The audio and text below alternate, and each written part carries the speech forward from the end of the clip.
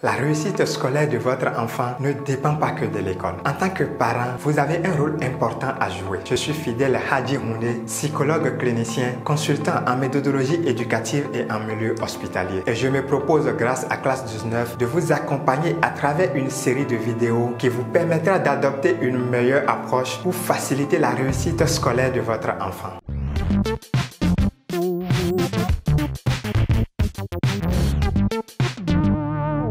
L'arrivée de votre enfant à la maison avec des mauvaises notes provoque souvent chez vous des chocs émotifs à l'origine des manifestations comportementales conflictuelles entre votre enfant et vous. Quand les résultats de votre enfant sont insatisfaisants, il ne s'agit pas d'éviter la réaction conflictuelle que cela peut produire entre votre enfant et vous. Au contraire, les conflits peuvent être des occasions d'une prise de conscience chez votre enfant suivie d'un redressement spectaculaire. Cela dépendra de comment vous vous êtes pris à long terme, quand bien même vos réactions sont moins agréables à la vue des notes moins bonnes de votre enfant. Ce qui est important à savoir, c'est de ne pas toujours se lancer dans une punition physique ou à travers des propos dégradants comme « tu ne connais rien, tu as tout mais tu ne veux pas travailler, tu es un fainéant, tu n'es pas fait pour l'école, tu es une honte pour moi ». Je vous déconseille d'entretenir un conflit sans cesse et continuel qui peut être néfaste et pathologique pour votre enfant. Notre cerveau primitif aime à reproduire ce qu'il connaît déjà, ce qu'il vit continuellement.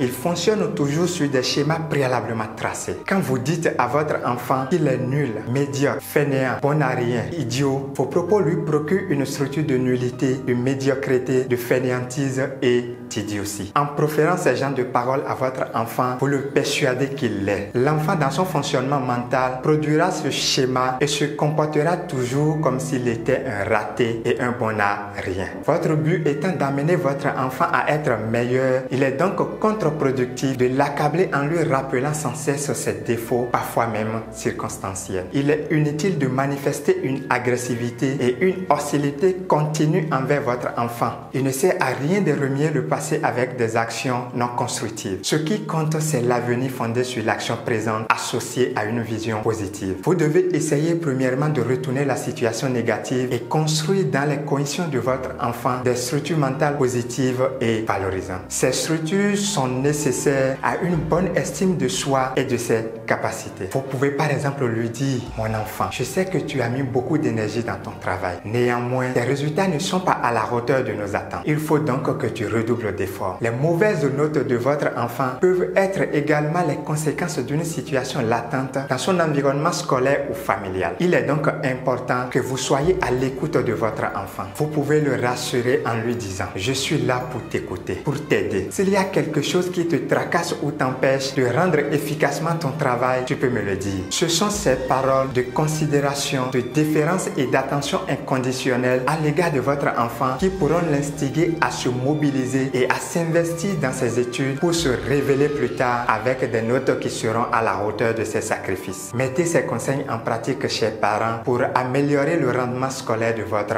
enfant. Nous sommes à la fin de cette vidéo que je vous remercie d'avoir suivi. N'hésitez pas à poser vos questions en commentaire et à partager la vidéo autour de vous. Et n'oubliez pas, la réussite scolaire de votre enfant ne dépend pas que de l'école. En tant que parent, vous avez un rôle important à jouer. Et c'est en cela que je me propose de vous aider grâce à Classe 19. À bientôt dans une prochaine vidéo pour aborder un nouveau thème.